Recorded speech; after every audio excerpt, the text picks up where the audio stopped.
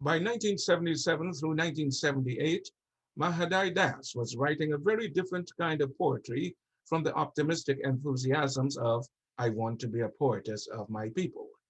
She saw the PNC as a cynical party of the middle class, which had fraudulently assumed the clothing of revolution to hang on to power, perhaps alluding ironically to Jesus' parable of the impossibility of a father offering his son a stone when he has asked for bread.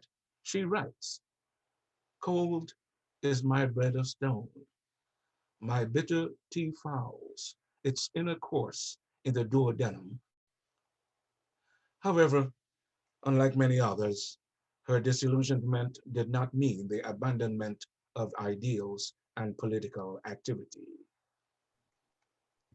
By 1978, Mahadai Das was a fierce opponent of the ruling party and supporter of Walter Rodney and the WPA's attempt to forge an ethnically united opposition.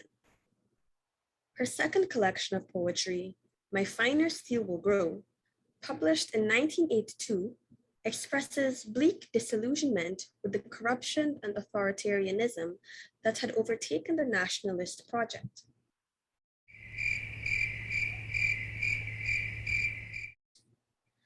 My Finer Steel Will Grow attempts to reconcile the individual with the political with regard to gender.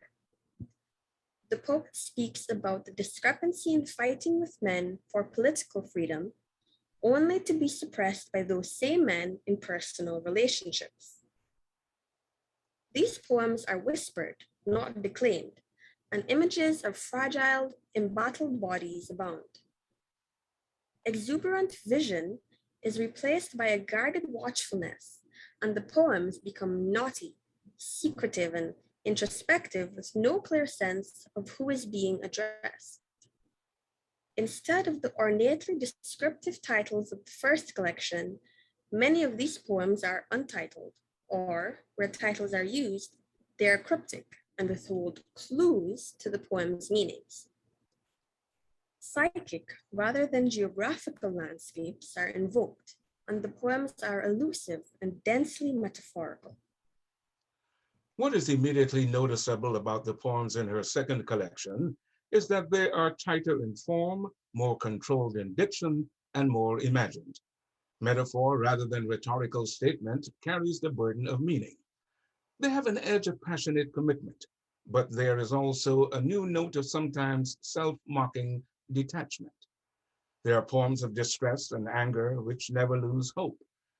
However, after the strident optimism of the poems in "I Want to Be a Poetess of My People," hope is seen from a newly chastened perception of human vulnerability.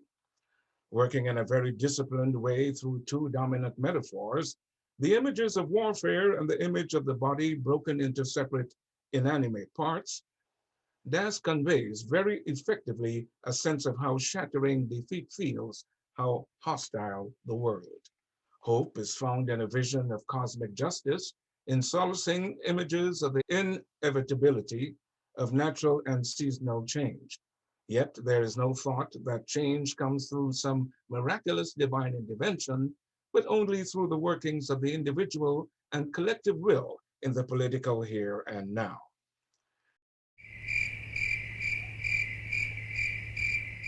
In this poem, it is out of the very humiliations of defeat and exile that new resolution is willed to come. The image of a hunted, outcast creature, a flea-ridden pothound, is used to describe the sense of inconsequence and placelessness of the defeated exile. The felled star refers, of course, to Rodney's murder. The felled star is like a dagger, stuck deep in my heart. Anon, I am gone. There is no place to rest my accidental head. It is a dog's life. Today, there are no bones. The flea-ridden creature is tormented by its humiliations, its nature corrupted by rage and fears of death. My paws trace out this path of death too often that I smell. But in the process of this suffering, a metamorphosis takes place. They, the fleas, pound like a carpenter gone berserk. Hammering rains the bullets on my back, whilst the hammering arm in rhythmic falter flags, my final steel will grow. The shifts in image from fleas to bullets to the hammering arm are perhaps awkward at a visual associational level, but there's a kind of metaphysical intensity.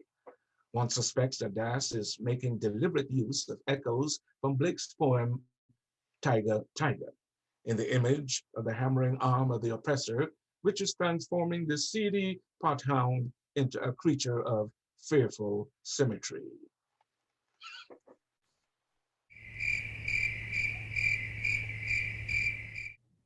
Interpretive possibilities flicker and fade and flare up again in these poems and resonate powerfully, eluding attempts to anchor the poem's meaning in the facts of Das's life: unrequited love, her bitter disappointment with the failed revolution in Guyana, her painful illness, transplantation abroad. By contrast to the uncertain voice and vulnerable body of the female poet speaker, Das describes the bloated corpulence of political tyrants, those with paunches and their contented belches.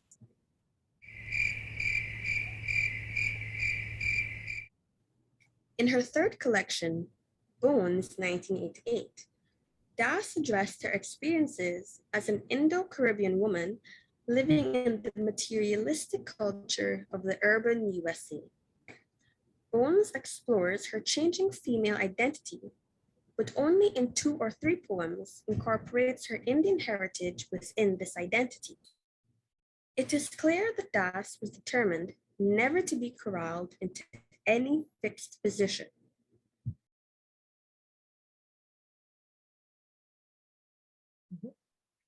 Departing. Departing is simple. Cram the suitcases, a ticket, a change of address. The future doesn't need a destination. I have that in your eyes, in your heart. I have not found a port but wide open seas where I may dream. In your arms, I find not a denial, but wonderful affirmations. Your smile possesses power to ignite candles in my heart. And in your hands, you hold my candelabra of dreams. Arriving will never be, unless God has set a date to judge me by. I am sure he is too busy for that. So between never arriving and always leaving, my spirit swings like a pendulum in the clock of the universe. And were it to unhinge, I would be a bird flying backwards forever. The introspective impulse of my finer steel will grow is intensified in Bones, as is the focus on the female body. In some poems, the body is pared down to its skeletal frame, while in other poems, it exceeds its human frame and becomes monstrous. Many of the poems reflect on the vicissitudes of being a woman poet and express deep-seated anxieties about being heard or read. In Unborn Children, the speaker mourns her barrenness in terms that align unborn children with unflowered words. Again and again, Das presents the female body as disjointed and as fragmented, a direct consequence of its over-idealized status.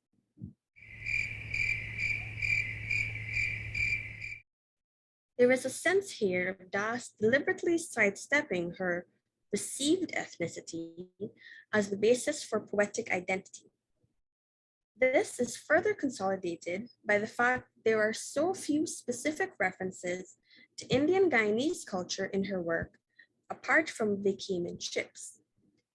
The poem If I Came to India in Bones may tantalize with the promise of a return to roots, but it is constructed as a series of possibilities, posed as questions to which answers are not provided. Das might easily have offset her disappointment with Burnham's independence program by investing her creative energies and consolidating her poetic identity in Indian cultural forms, but she chose not to. The conspicuously small representation by and of Indians in Caribbean literature may well make it tempting to claim Das as a representative Indian poet. But this would be to ignore her persistent avoidance of the lure of ethnicity and her embrace of creativity and poetic craft as avenues to wider horizons.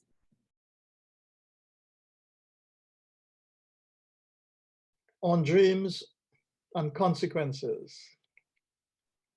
When, as a child, I fell from my hammock of dreams, a brown feathered bird, heaven sent, flew to my hand. Calm in my palm, a ray of sunlight, reflective without a murmur, it sat until my tears dried. I have fallen from many sun-tasseled dream canoes since. And if tears were pearly ropes, they could measure a Niagara. This span of glitter flutters through blue ether on a winged mission, chirping into my breast. As I walked past the wide and concrete stairs of your city, that black swallow fell from my eyes, singed by metal suns of your century, still as a stone.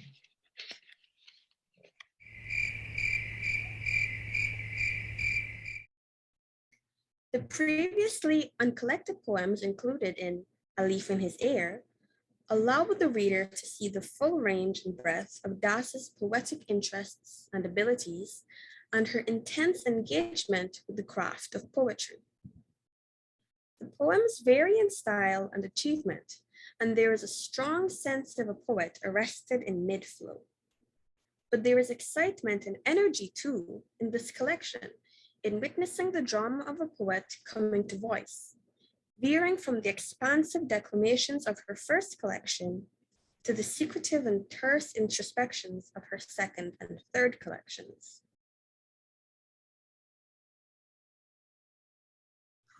Call me the need for rain. Call me the need for rain, for I am in want of a shower of truth. I am starved for bread, and the milk is too dear. Call me the need for rain.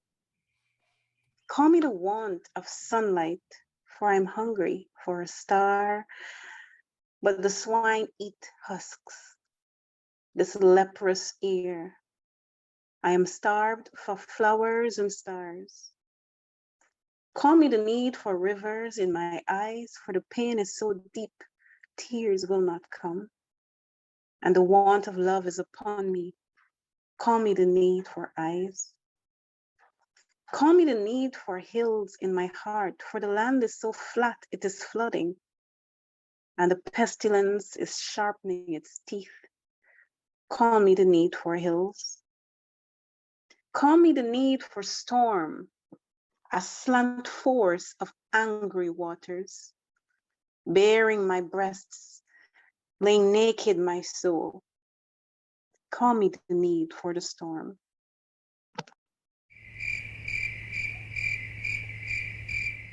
Two quotations will serve as conclusion here to convey a sense of the poetic range and power of Mahadai Das's oeuvre. The first is a contemplative collection on the poet at work at home in blackout. The city hulks in blackness.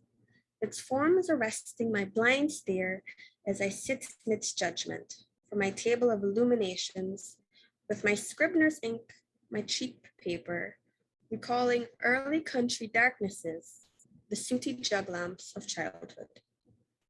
The second, an untitled poem quoted in its entirety from the uncollected poem, conveys Das's ability to startle with the precision and resonance of her images. Look at me. When you speak, mountain ranges rise inside me. Taken in their broadest arc, Mahadai's poems offer unique insights in the construction and destruction of an idea of nationhood and into the precariousness of alternative sets of belonging, especially for the woman poet. The trajectory her work charts from nationalism to disillusionment is not uncommon amongst Caribbean poets. What is distinctive about Das' oeuvre is that this shift so dramatically and decisively mapped. Over the last decade of her life, Mahadai Das suffered from debilitating health problems. In 2003, while in Barbados for medical treatment, she died of a heart attack. She was 48 years old. A life sketched in such stark terms may suggest a body of work marked by the tragic, but while there is a tragic vein in many of Das' poems, there is also intense passion, energy, and wit, and a patient commitment to her craft.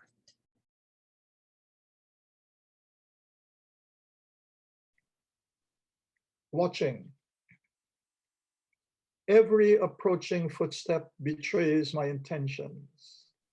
It is past 3. In the stocks somewhere, you must be seated. I could find you easily. You wish to be alone. Your absent ship is imperious in the air. On my frequent glances, squirrels chasing each other. I have hidden the nuts of other meetings somewhere, but in the needy time, I have forgotten. Wonderful poem. Wonderful poem.